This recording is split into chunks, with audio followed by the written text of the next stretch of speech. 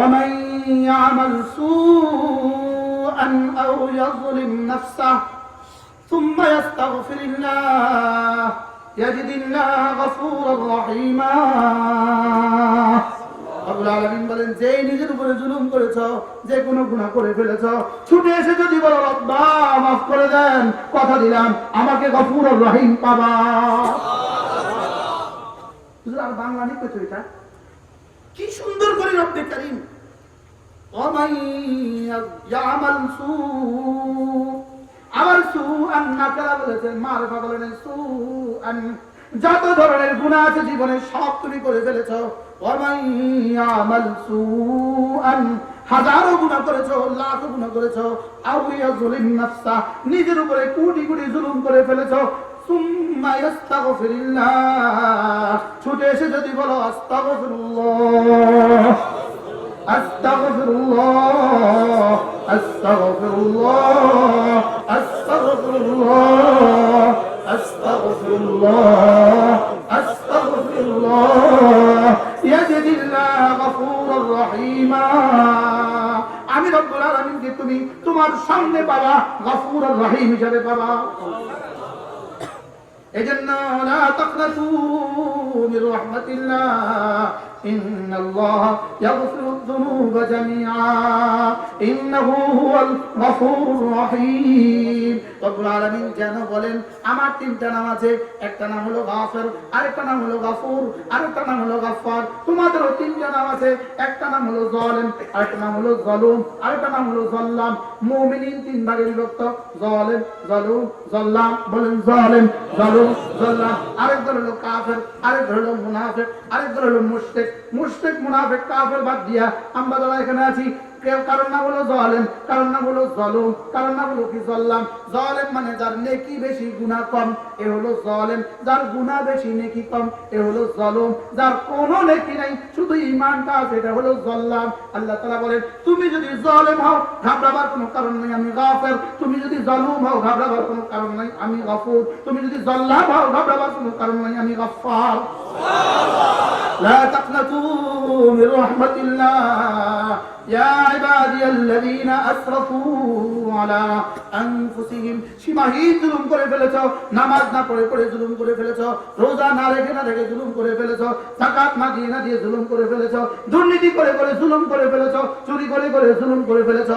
লা তাকনাতু মির রাহমাতিল্লাহ। তোমার গুনাহ যদি জমিন থেকে আসমান পর্যন্ত ভরে যায়, তোমার গুনাহ যদি সূর্যের আলো মলিন হয়ে যায়, তোমার গুনাহ যদি চন্দ্রের আলো ম্লান হয়ে যায়, তোমার গুনাহ যদি সাগর মহাসাগরের পানি নাপাক হয়ে যায়, হাত তুলতে দেরি করবা, আমি রব্বুল আলামিন মাফ করে দিতে দেরি করব না। লা তাকনাতু মির রাহমাতিল্লাহ ইন্নাল্লাহ ইয়াগফিরুয যুনুবা জামিআ। আমি রব্বুল আলামিন সমস্ত গুনাহ মাফ করার ক্ষমতা রাখি।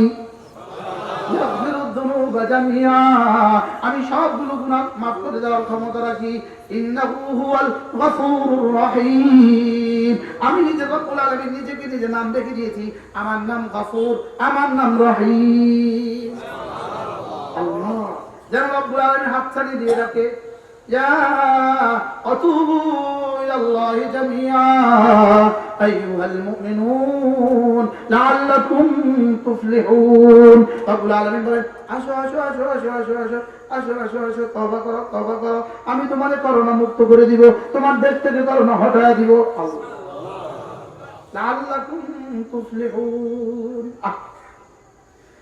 এজন্য ওয়ামাই আমাল সু, যে গুনাহ করে ফেলেছো, আও ইয়াজলিম নাফসা, নিজের উপরে জুলুম করে ফেলেছো, সুম্মা ইস্তাগফিরুল্লাহ, এবার ছুটে আসো, এবার আসো আসো আসো আসো, এবার আসো মসজিদের দিকে। আল্লাহ, এবার কোন দিকে? মসজিদের দিকে। জোরে বলেন, কোন দিকে? মসজিদের দিকে। নামাজ ইস্তিগফারের আমলি জামা, নামাজ ইস্তিগফারের আমলি শেকেল। নামাজ কি?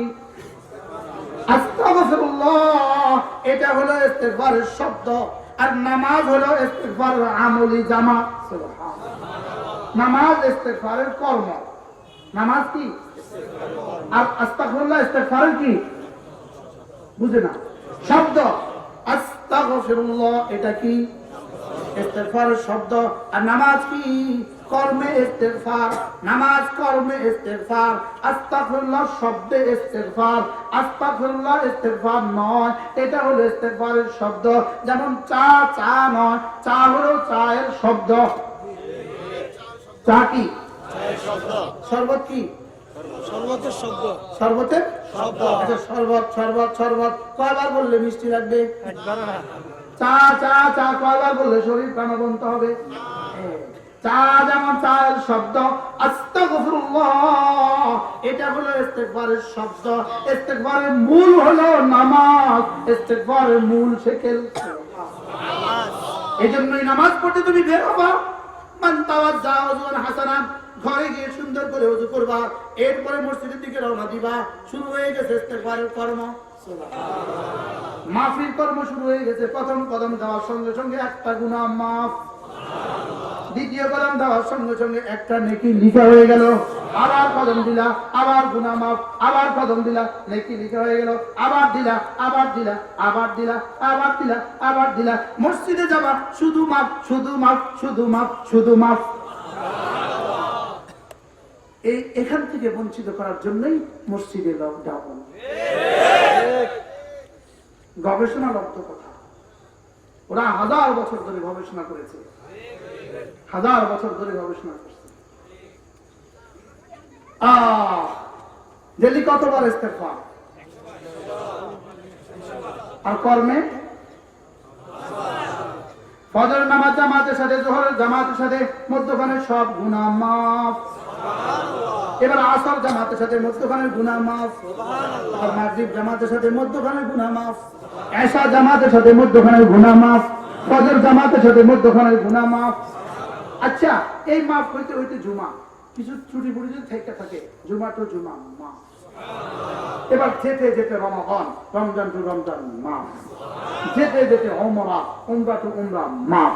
যেতে যেতে হজ, জীবনের সবগুলো মাফ। এবার ষড়যন্ত্র করতে গিয়ে শুরু, কোথায় গিয়ে শেষ করছে দেখছেন নি? বাড়ি থেকে শুরু করছে, খারাপ পর্যন্ত শেষ করছে। কথা কি বুঝাইতে পারছি? এই ষড়যন্ত্রের জবাব কি দিয়ে হবে? আল্লাহর কসম, সবর ও তাকওয়া ছাড়া এই ষড়যন্ত্রের জবাব আর হবে না। সবর ও তাকওয়া ছাড়া। ওয়াসবিরু ওয়াত্তাকু ফাইন্না যালিকা মিন আজমিল উমুর। রব্বুল আলামিন বলেন, সবরের উপরে উঠো আর তাকওয়ার উপরে উঠো। এক এক গুনাহ ছেড়ে দাও, এক এক গুনাহ ছেড়ে দাও আর সবরের উপরে উঠো।